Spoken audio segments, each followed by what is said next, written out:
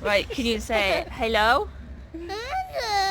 Good morning. Good morning. Welcome to our day.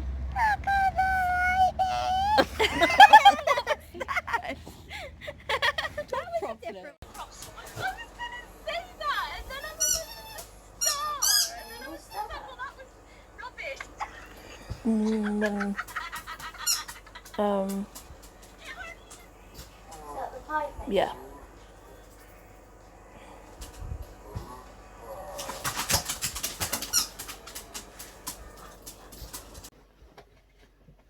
Hi guys, so if you didn't see, are you cold?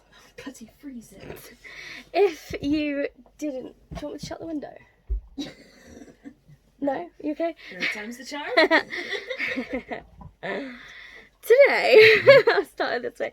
Today, I'm going to be doing my half of the PTSD chat that Charlie started the other day.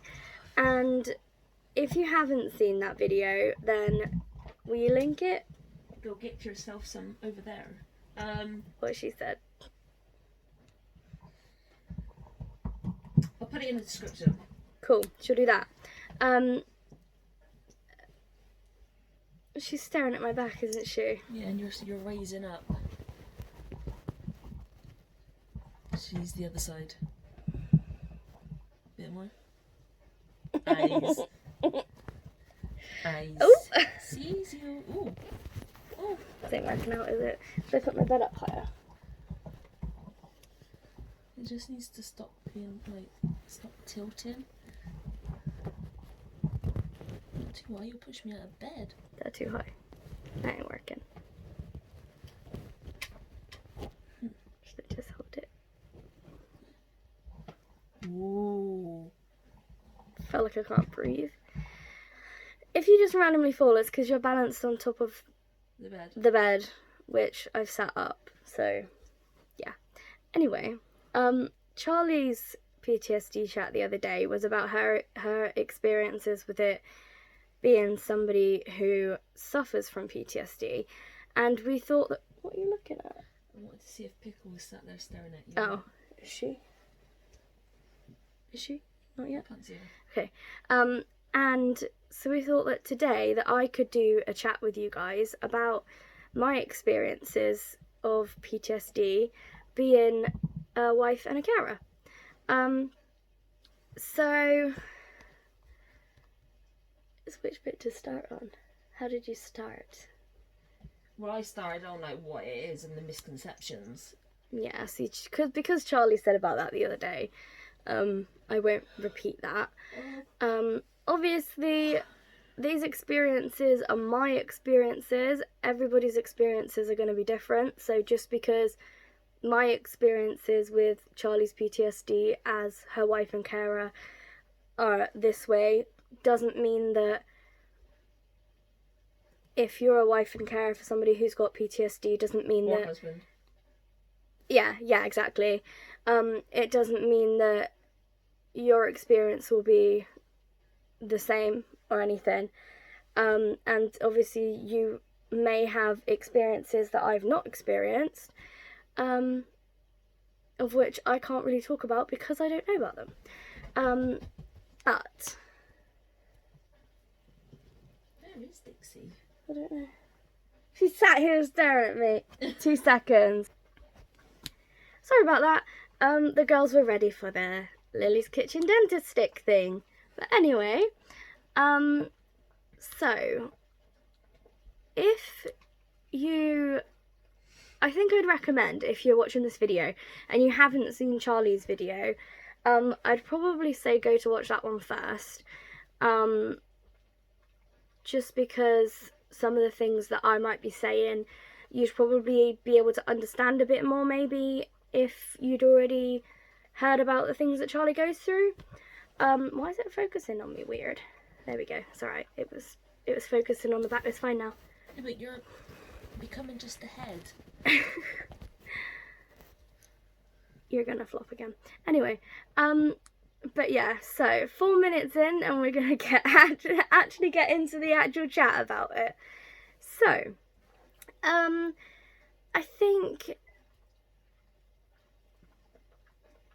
the first part of like me experiencing Charlie's PTSD, I wasn't even actually with her at the time, like physically.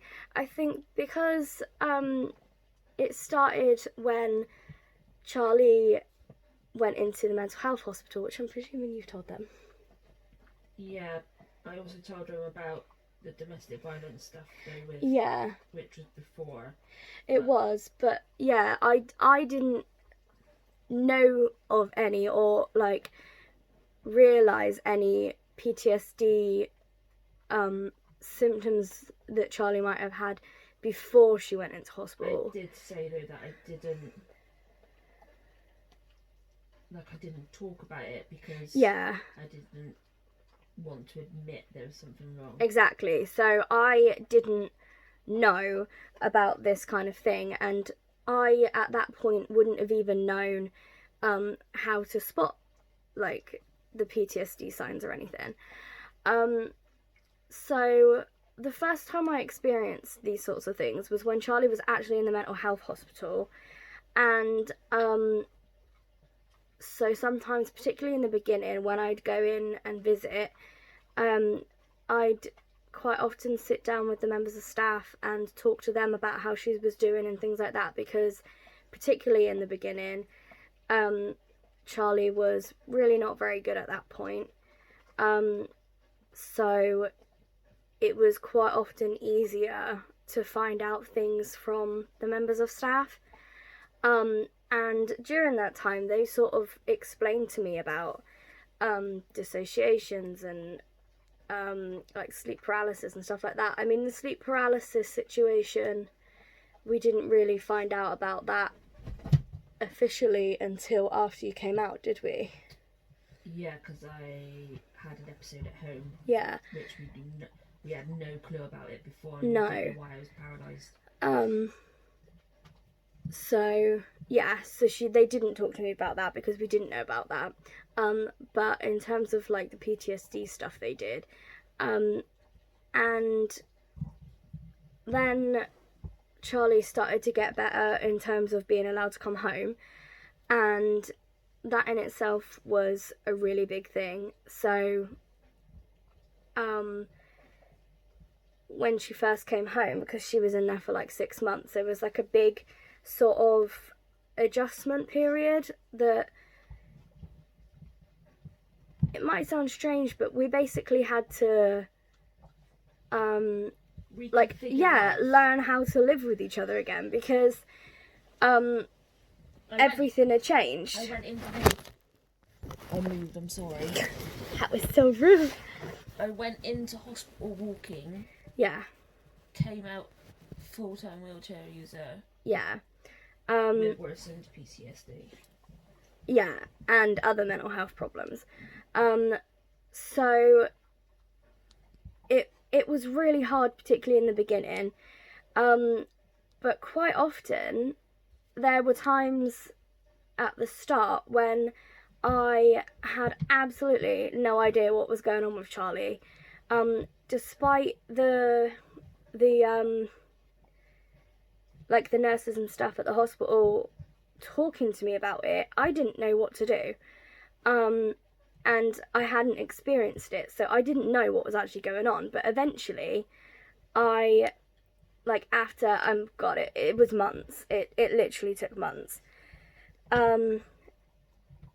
We would sort of like, she'd be feeling this kind of way, and then like later on, in the day, after she'd sort of gotten back to normal again, I'd talk to her about it, which was terrifying. I'm not gonna lie. I was scared to broach these subjects because I didn't want to upset Charlie, because her mental health at the time was quite fragile. I mean, mine was as well, but Charlie's was like a different kind of fragile. But we sort of spoke about it and things, and then I sort of learnt to kind of pick up the signs of what Charlie's symptoms would be. So like telling the difference between a dissociation and a sleep paralysis. I mean, this isn't foolproof, it doesn't work every time, and there are definitely some times now that I, for example, if Charlie's asleep and she's doing weird stuff in her sleep, or like making noises like groaning and stuff, that could be a sleep paralysis where Charlie's trying to wake up and then she can't move, and literally all she can do in the beginning is like "Stove" or like "babe" or something like that, but really quietly, but barely. And when that happens, I initially would just sort of like be there next to her and comfort her and try to talk to her and everything. But what I've actually found helps the most is to get something from the freezer and put it on her neck, which sounds really horrible, and I imagine it probably isn't that great, but having the icy cold feeling on her neck somehow, like, I don't know if it's like changes her instincts or something in that moment, like the way it works, but it'll usually bring her around pretty quickly. It's like a shock therapy. Yeah, even to the extent that when she had her last surgery for her tummy, she was in the ICU and she wasn't waking up. And I was sort of looking at her and I was just like, I don't think that she's just asleep. I think this is a really kind of deep sleep paralysis. And so I said to the doctors, well, then they were nurses actually, but they were like ICU ones, so it was, you know, I asked them if they've got any ice or anything because I wanted to put it on her neck, and they were really shocked, and we was like, we can't do that, we don't have any ice, but we can't do that. And I was like, and I just remembered, I figured that she was probably going to have migraine, so I bought the forehead strips just in case she had a migraine when she woke up. So I got a forehead strip, which is really icy cold. She's got, here's one we created earlier. Those ones. Yeah, but these are the ones we use, and they're like menthol, and they say cooling. They feel like ice when you put them on. So what I did was I got one of those and put it on her forehead, and although it wasn't on her neck, with it being on her forehead, it was still like this area, and it woke her up. Like, she started coming around straight away, which they were really shocked because they had no idea about that. And I'm glad that I found that works for Charlie, because when she first started going into the sleep paralysis, I didn't know what to do, and it was really scary because, like, Charlie sometimes, do you always remember what happens? No, you don't. But sometimes she remembers what happens, and like when your loved one or like the person you're caring for is in that kind of situation and they need help and you can't help them, there's nothing worse than that. The bits I remember is very, very small,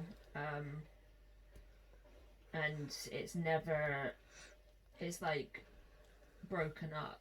Yeah. It's all fractured and it's just not one cohesive memory. Yeah. Whereas with a dissociation, those tend to happen when Charlie's awake most of the time. Sometimes they do happen when she's sleeping. But I can kind of tell because they're more physical in terms of like more like thrashing around or like stretching a lot and moving around more than like she normally would when she's just asleep. And usually if I try and like talk to her about like talk her around and stuff, that usually helps a little bit. But dissociations are probably harder to deal with because it is really hard to get her out of them. The cold situation doesn't really work because she's there, but she's not there. So like with sleep paralysis, I can just slap something cold on her and she comes out of it. Whereas with the dissociations, I can have a conversation with her and it's a non-coherent conversation. It makes no sense. She has absolutely no idea what I'm talking about. But it's not the kind of situation that it's not easy to sort of like put a forehead strap on her. I couldn't do that when she's dissociating most of the time, because she would get like annoyed and be like, why are you wasting a forehead strip? What are you doing? Because she doesn't know that anything's wrong. So they are harder, and they are harder to deal with emotionally for me as well, because sometimes luckily they don't happen as much anymore at the moment, but not from what I've realised anyway. There might be some that are like really small and that don't. Let me hold your boob, mum. I was literally just like, hi mum's boob. Are you holding my boobs? Anyway, back to serious chat. I forgot what my last sentence was. About not happening. Yeah, so she doesn't have them as many now, but like in the beginning we would quite often have arguments during them, because I'd be like really stressing that I didn't know initially that was a dissociation, so I thought that Charlie was just getting really angry and we were just having an argument. But afterwards, she wouldn't really know what happened. And that's when I sort of like realised, okay, that must be a dissociation then. You really eat a lot as well. I was just about to say, the easiest way most of the time for me to tell if Charlie is having a whoa, baby girl, thank you.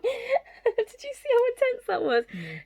She was just sat there and all of a sudden she went, Mummy. I thought I'd show you guys. It's just your head again. Yeah, but it was staying. Now look what you did. You ruined it. What are you doing there, little man? Anyway, but yeah, the main way I can tell nowadays if Charlie's dissociating is the fact that she'll be like, I'm hungry, I want food. And like, no, like it would be like weird stuff. I can't even think of an example right now off the top of my head. But at one point, she wanted crisps, I think it was, and she just wanted to continually eat crisps and was just like, I want more crisps, I want more crisps. But she was falling asleep while she was eating them, like in the middle of like chewing a crisp, she was falling asleep. And I kept saying to her, babe, you need to go to sleep. Stop eating crisps, like stop eating food because you're going to choke yourself. But it's not that easy. No, not.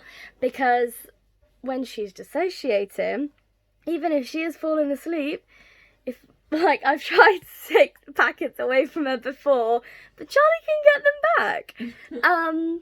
So. And I don't have a clue that this is happening. No. So it's quite interesting. Most of the time when Charlie dissociates nowadays, I have to try and soothe her with like a little bit of food, but then try to encourage her to go to sleep. Thank you. But yeah, I mean, in terms of the PTSD that Charlie experiences, it's really stressful being a carer and a wife, because as I said earlier, you've got your loved one or your cared for person like being there in a situation where they're remembering or like reliving the really horrible things that they've been through in like whatever context that particular like flashback memory kind of thing is, and it's also the fact that with Charlie, she's got several different, like, things that cause her PTSD. So, unless it's the case of she's in the hospital, in ICU, but she's conscious, unless that's the situation, I don't know what she's experiencing in her PTSD. So it is really hard to know how to help her. I don't know what else to say. Think of anything? The girls are really good. I will put that in there. Quite often, if Charlie's in a sleep paralysis, Alba will usually go up next to her and like kiss her face or like help in terms of that. And Dixie will quite often, bless her, she'll throw Charlie a toy and bark at her really lots. She's also woke you up as well before. Yeah, she has. Yeah, they've both woken me up before when Charlie's been either in a sleep paralysis or even a dissociation, which is really good of them. It's like they know that I need to wake up to help them. They've had no training. No training whatsoever. They just know that something's wrong and that Mama needs Mummy's help. Don't you good little girls? But yeah, so they're really good in terms of that. And with the dissociations, they can sometimes kind of help ground Charlie as well to some degree, just by being with them. What else? I don't know.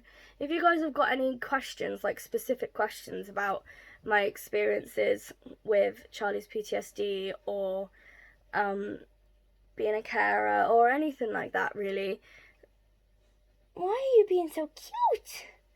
Then feel free to ask because I'll answer them. Leave them in the comments.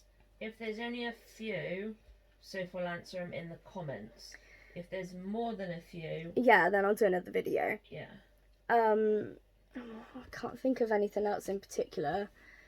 It's kind of hard to for me to sort of think about what to say about it, because I think I kind of like to sort of like put these situations out of my mind as much as I can, because otherwise I dwell on them a lot. Like I definitely don't have PTSD at all, but I dwell on things. So I think that's my issue in terms of trying to sort of think of what to say in these situations, because Lights. What about the lights? Oh yeah. Charlie reminded me. But yeah, another thing that Charlie just reminded me of very nicely is the fact that I always used to... Boom! That was so rude. Everybody jumped. This is going well, guys.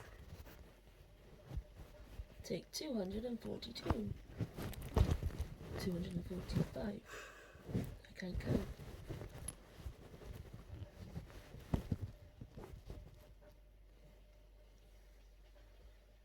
Anyway, I always used to sleep with no lights on. In the pitch dark. Yeah, and I really like sleeping with no lights on because it helps my brain shut off. However, Charlie needs lights on because of her PTSD. So I've had to basically learn how to sleep with lights on, otherwise we wouldn't be able to sleep in the same room.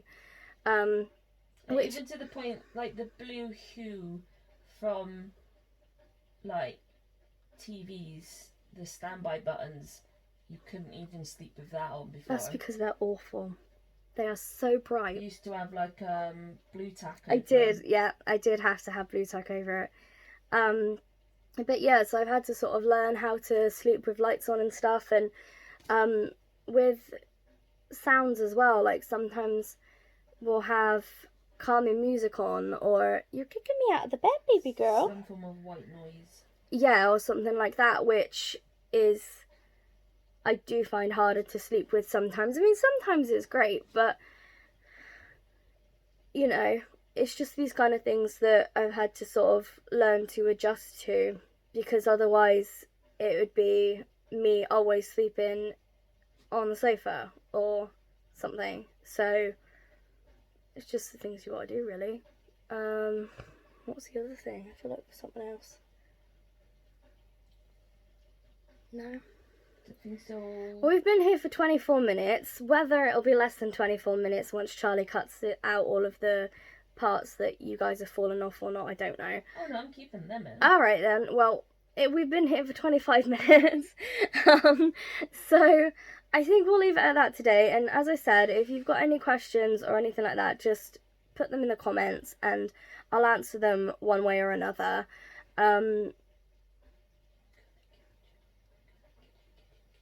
Charlie started to sing. One way or another. Yep.